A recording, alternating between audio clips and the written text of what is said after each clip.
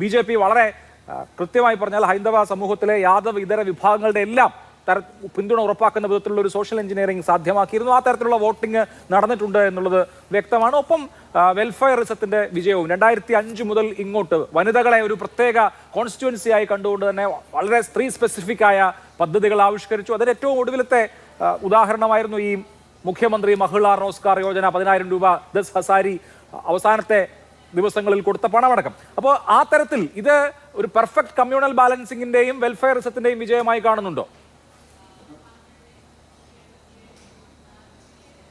ഞാൻ അങ്ങനെ ലളിതവൽക്കരിച്ച് ഒരു പെർഫെക്റ്റ് വെൽഫെയറിസത്തിൻ്റെയും സോഷ്യൽ എഞ്ചിനീയറിംഗിൻ്റെയും ഒക്കെ BJPക്ക് അനുകൂലമായ ഒരു കമ്മ്യൂണൽ ധ്രുവീകരണം ഉണ്ടായതിൻ്റെയൊക്കെ വിജയമായിട്ട് അങ്ങനെ ലഘൂകരിച്ച് കാണാൻ എനിക്ക് കഴിയില്ല. ഈ ഘടകങ്ങളെല്ലാം ഈ ഇലക്ഷൻ റിസൾട്ടിനെ സ്വാധീനിച്ചിട്ടുണ്ട് എന്നുള്ളത് യാഥാർത്ഥ്യമാണ്. പ്രധാനമായിട്ടും മുഖ്യമായിട്ടും ഈ റിസൾട്ടിനെ സ്വാധീനിച്ച ഘടകം അതിലേറ്റവും പ്രധാനപ്പെട്ടത് ഈ തെരഞ്ഞെടുപ്പിന് മുമ്പ് തന്നെ തെരഞ്ഞെടുപ്പിൽ ഉയർന്നു വരാനിടയുള്ള ബീഹാറിലെ ഭരണവിരുദ്ധ വികാരത്തെ, ഇവിടെ BJPയുടെ പ്രതിനിധി പറയുന്നത് കേട്ടു അവിടെ തേനും പാലും ഒഴുകുകയാണെന്ന്. ഈ ബക്രാനഗറും ദാമോദർ വാലിയൊക്കെ വന്നതിന് ശേഷം അതിൻ്റെ സൗകര്യം ഉപയോഗിച്ച് നിതീഷ് കുമാർ അധികാരത്തിൽ വരുന്നതിന് മുമ്പ് തന്നെ ഈ ബീഹാറിൽ വലിയ മാറ്റങ്ങൾ ഉണ്ടായിട്ടുണ്ട്.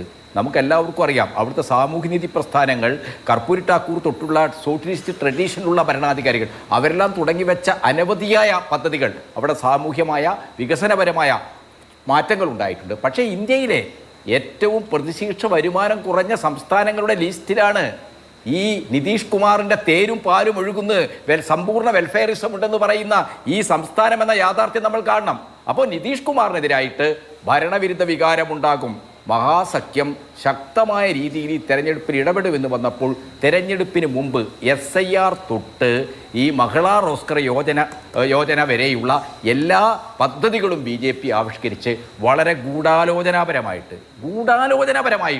ഒരു ഫലം ജനാധിപത്യ പ്രക്രിയയെ ഹൈജാക്ക് ചെയ്തുകൊണ്ട് BJP ഉണ്ടാക്കിയെടുക്കുകയാണ് ചെയ്തത്. എന്തുകൊണ്ടാണ് ഈ ചർച്ചയിൽ നിങ്ങൾ ഈ SIRനെ നിസ്സാരവൽക്കരിക്കുന്നത്? ലക്ഷക്കണക്കിന് ആളുകളെ വോട്ട് പട്ടികയിൽ നിന്ന് വെട്ടുകയാണ്. വോട്ട് കട്ടിങ്ങാണ് നടന്നത്. ലക്ഷക്കണക്കിന് ആളെ വെട്ടി പുതുതായി കുറേ ആളുകളെ കൊണ്ടുവന്നു.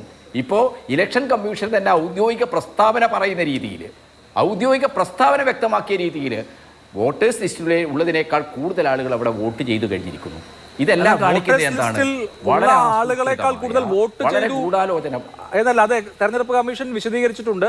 SIRന് ശേഷം പ്രസിദ്ധീകരിച്ച കണക്കിൽ നിന്ന് 3 ലക്ഷം അധികമുണ്ട്. അത് എലിജിബിൾ വോട്ടേഴ്സിന്റെ കണക്കാണ്, വോട്ട് ചെയ്തവരുടെ കണക്കല്ല. അത് നോമിനേഷൻ സമർപ്പിക്കാൻ നിശ്ചയിച്ച ഡേറ്റ് വരെ വോട്ട് ചേർത്തവരുടെ എണ്ണം കൂടി കൂട്ടിയാൽ ഒരു 3 ലക്ഷം കൂടിയിട്ടുണ്ട് എന്നാണ് തെരഞ്ഞെടുപ്പ് കമ്മീഷൻ അത് വിശദീകരിച്ചത്. തെരഞ്ഞെടുപ്പ് കമ്മീഷന്റെ വിശദീകരണത്തിൽ വലിയ സ്ക്രൂട്ടിനി ആവശ്യമുണ്ട്. ഇപ്പം തന്നെ പിപ്ര നിയോജക മണ്ഡലത്തിലെ ഗലിപ്പൂർ ഗ്രാമത്തിലെ 2 ബൂത്തുകളുടെ കണക്ക് മാധ്യമങ്ങൾ തന്നെ പുറത്തു കൊണ്ടുവന്നിട്ടുണ്ടല്ലോ.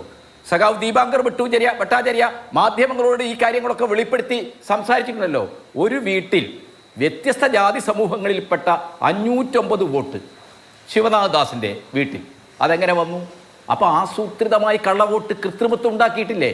ഇതെല്ലാം തന്നെ ഈ BJPയുടെ ഹൈജാക്കിംഗ് ആണ്. ജനാധിപത്യ പ്രക്രിയയെ, തെരഞ്ഞെടുപ്പ് പ്രക്രിയയെ അവർ ഹൈജാക്കുക ചെയ്യുകയാണ് ചെയ്തത്.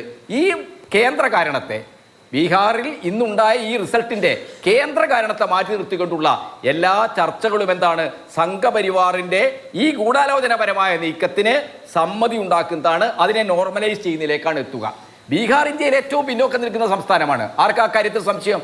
നീതി ആയോഗിന്റെ തന്നെ ഔദ്യോഗിക കണക്കുകൾ നമുക്ക് പരിശോധിച്ചാൽ നമുക്കത് കാണാൻ കഴിയുമല്ലോ. മനുഷ്യ ജീവിത ഗുണനിലവാരത്തിന്റെ സർവ്വമണ്ഡലങ്ങളിലും പിന്നോക്കം നിൽക്കുന്ന ഒരു സംസ്ഥാനമാണ് ബീഹാർ.